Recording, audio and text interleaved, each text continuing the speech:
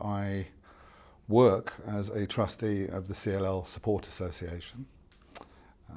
I am a patient. I was diagnosed 5 years ago, an incidental discovery at the time because I was experiencing a lot of symptoms. And I have another issue. I had a stroke out of the blue.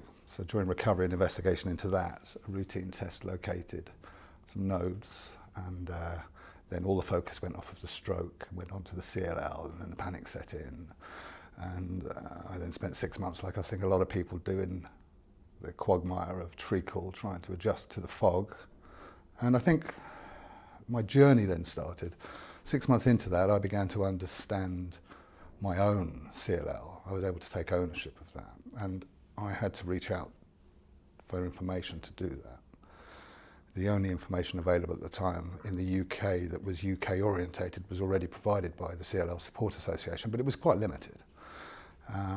And to find others, to engage with them, was a real challenge. So online was the medium, and reaching out, the organisations, or in terms of the groups that were available, were non-UK. They were predominantly US.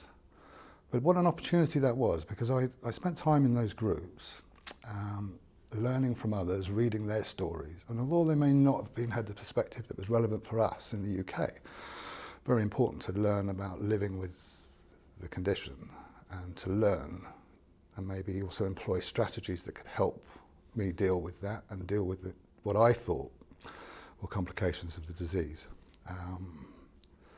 And I think I finally reached out to the CLL Support Association when I still couldn't work one thing out. Was, I'm a father with young kids. Am I going to get them to A-level stage, or am I actually going to be seeing them through university? Am I going to be here? What do I tell them?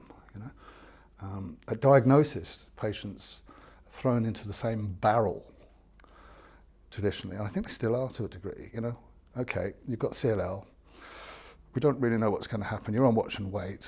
Go away, and let's see what happens. Great. How do I tell my kids about this? What do I tell them?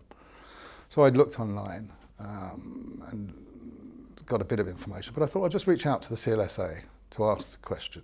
And I can't remember who answered me, but somebody did answer me. Somebody was there.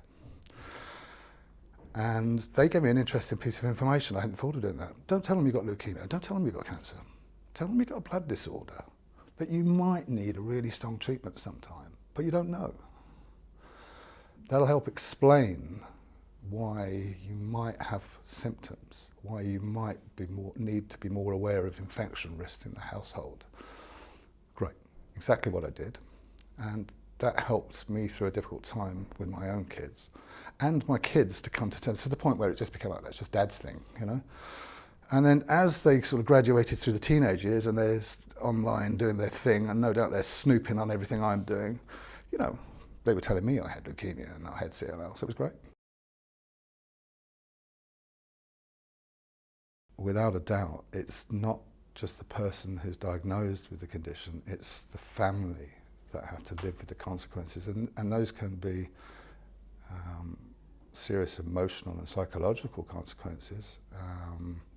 But there's also prejudices involved when people are diagnosed with the condition, and when there's question marks attached at the end of it with no answers and no access to support from social services or anything of that nature, it is a challenge. Every time there's been a scare or been a crisis, my partner has been there to see me through it, and the guilt it's a massive thing. You know, I could get emotional about that because it's quite an easy question, but there is a lot of guilt attached to that.